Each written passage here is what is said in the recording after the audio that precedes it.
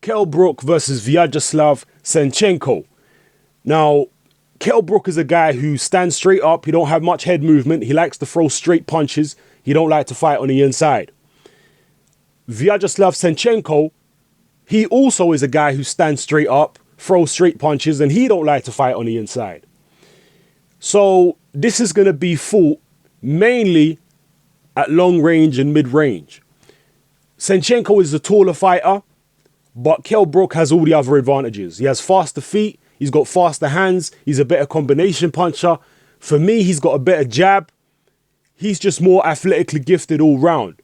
So the only advantage I see for Senchenko is the height and possibly reach. I'm not sure how long these guys' arms are. Kell Brook has got very long arms himself. Even though he's a bit shorter than Senchenko, he's got very long arms. I wouldn't be surprised if his arms are actually as long as Senchenko's. Again, I'm not talking about reach here, people. The reach might be the same, but I'm not talking about reach. I'm talking about arm length. And a lot of people are asking me, what's the difference between reach and arm length? Reach is measured when you outstretch your arms and they measure the distance between the fingertip on your left hand to the fingertip on your right hand across your chest. Yeah, that is how you measure reach. You measure arm length by measuring from the armpit to the end of the fist. So it's two different kind of measurements. You'll find that a lot of guys who have got long reaches, I mean, you're taking into the account the breadth of the chest and the shoulders, you know, so it's not really that relevant. A lot of guys who have got long reaches don't necessarily have long arms. So it's the arm length that is the important measurement. I'm not sure why we're still using the reach measurement in so many boxing broadcasts these days. I don't understand it. The arm length measurement is far more relevant and far more useful, and I know HBO use it. Anyway, back to the topic at hand.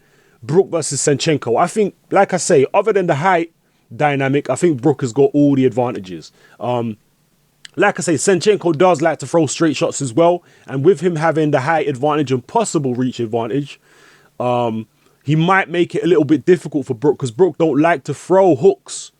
You know, he's not one of those type of guys that's going to bob underneath your straight shots and then come up with hooks to take advantage of the fact you're only throwing straight shots and you're not going to counter with any short punches. Brook likes to throw straight punches himself. But as I said, because his straight shots are so much faster, because his footwork is so much better, I don't think he's going to have too much problems getting to Senchenko. Senchenko's never been a guy with a great defense. Even in the Hatton fight, he was getting caught, you know, early in the fight against a very, very rusty Hatton who'd been out a very long time. He was much shorter than he was. So I don't see Brook having too much trouble catching Senchenko. And I wouldn't be surprised if we see Kell Brook stopping Senchenko in the second half of the fight. I wouldn't be surprised to see that. But so far in Senchenko's career, he has proved to be at least tough. Yeah, he has proved to be tough. Although Paulie Malignaggi did stop him, it's not like Malignaggi dropped him or anything. I mean, you would hope that Malignaggi wouldn't drop him because he never drops anyone. But yeah, I see Kell Brook winning this fight.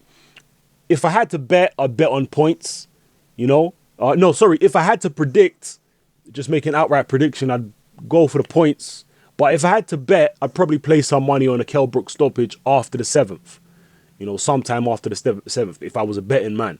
But for this video purposes, I'm going to say Kell Brook beats up Senchenko, and am I going to go for a points victory? Or maybe I'll say he stops Senchenko in the 10th or 11th round. Like I say, Senchenko might be able to give him a few technical problems from long range with an awkward jab. But I just think Brook is so much more athletically gifted than Senchenko. His feet are so much faster.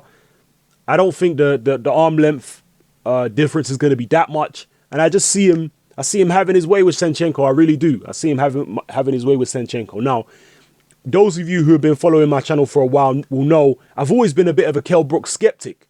I predicted that Carson Jones would give him hell the first time around in the first fight, and people were calling me crazy at the time. So I've always been a Kell Brook skeptic. I'm still a Kell Brook skeptic. But when it comes to this particular fight right here against Senchenko, I think Senchenko has a style that is much better suited for Kell Brook. You know, he's not a Carson Jones who's going to put Brook under pressure and force him to fight on the inside where he don't like it. Senchenko's going to give him all the time and space in the world to do whatever the hell he wants and to plan his attacks as and when he sees fit. So I'm going for Kell Brook to win this fight. I'm going to say a stoppage around the 9th or 10th round. Yeah, so drop your comments below. Let me know how you feel about this fight. This is Hatman. I'm out.